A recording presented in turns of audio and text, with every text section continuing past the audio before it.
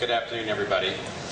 It's actually quite apropos that Harvey and I would be up here talking about a carotid IMT educational opportunity, because we've both been doing calcium scanning with cardiac CT for now a decade and a half. And it's seeing the coming together of concepts about detection of residual risk and using imaging as a way to identify atherosclerosis.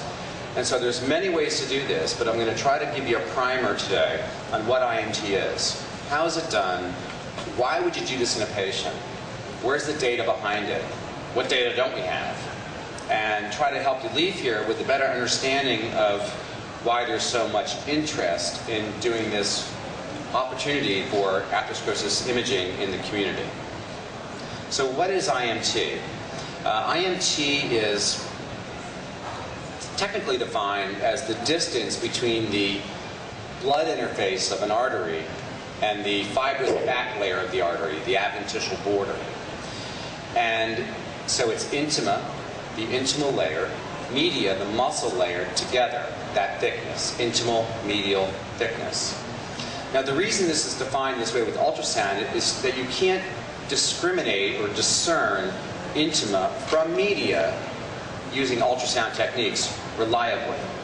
It turns out to be okay because media is generally roughly the same thickness in all people. And so when you measure IMT, and IMT is different among individuals, you're really detecting largely differences in the intimal thickness, which is that atherosclerosis lining. This was first described in the mid-1980s, pathologically validated. So here's what this would look like. What you're seeing here, and I have one pointer, so I'll focus on to my right. You're seeing here is the back wall of the carotid artery. Blood would be flowing from right to left on the screen.